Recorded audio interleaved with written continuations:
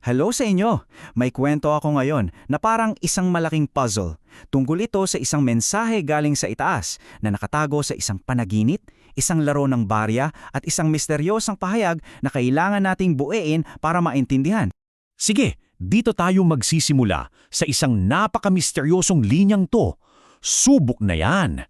Binitiwan to sa gitna mismo ng isang sagradong pangitiin. Ang tanong, ano ba talaga ang ibig sabihin yan? Para masagot yan, kailangan nating silipin yung mismong pangitain kung saan nanggaling yung mga salitang yan. Ito'y ayon sa kwento ng isang lalaking nangangalang Narciso o Lalo. So isipin nyo to, nasa isang, sabihin na nating, spiritual na lugar si Olalo. Naglalaro siya ng Karakros, isang laro na gumagamit ng 3 barya at may 2 siyang kalaban.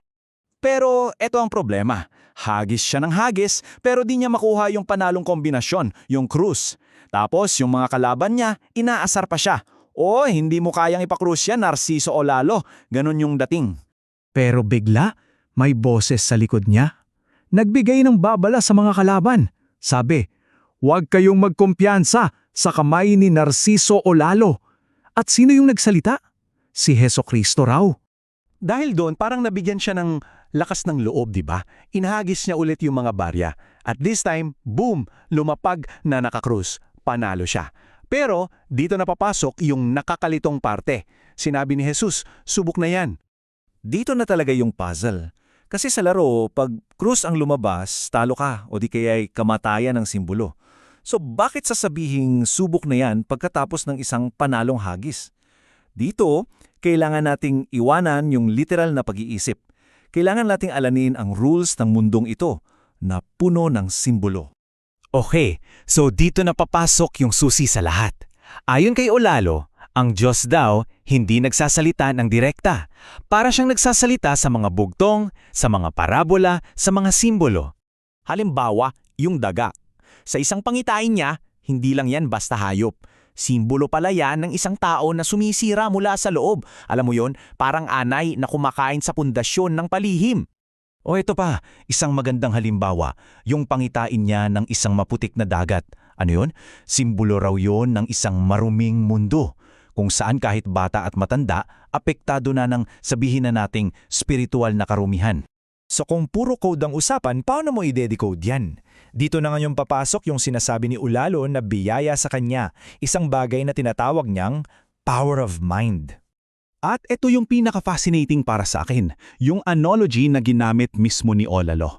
Para daw siyang AI or Artificial Intelligence. Isipin nyo, di ba ang AI, binibigyan mo ng data, tapos ipoproseso niya yung mga patterns at maglalabas siya ng mas malawak na explanation. Ganon din daw ang power of mind niya. Tumatanggap siya ng pangiti, yun yung data. Tapos yung isip niya ang nagpoproseso para ilabas yung buo at totoong kahulugan. Galing no? Okay, so ngayon na may mga gamit na tayo, alam na natin yung tungkol sa mga simbolo at yung AI na isip, pwede na nating balikan yung laro ng Karakros. So ano nga ba talaga ang ibig sabihin ng lahat ng yon? Kasi malinaw na hindi lang ito tungkol sa panalo o talo sa pustahan, may mas malalim itong mensahe. Okay, i-breakdown natin. Una, yung mga kalaban niya sa laro. Sila yung mga totoong kaaway niya sa buhay. Tapos, yung mga pangaasar nila, simbolo yon na minamaliit nila siya, na akala nila wala siyang magagawa. Pangalawa, at ito yung twist, yung krus na lumabas, hindi yun pagtatalo niya.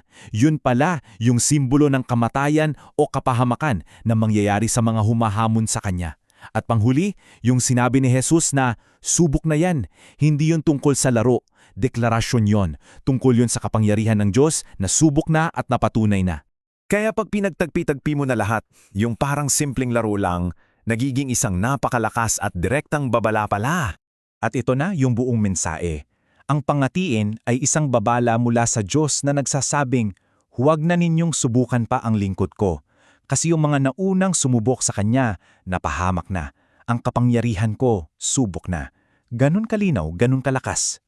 At dito tayo maiiwan sa isang napakagandang tanong, di ba?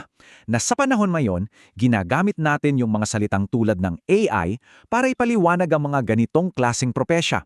Ano kaya ang sinasabi nito sa atin? Siguro, kahit gaano pa tayo maging moderno, yung paghanap natin ng kahulugan sa mga bagay na misteryoso, yan ay isang bagay na hindi talaga nagbago.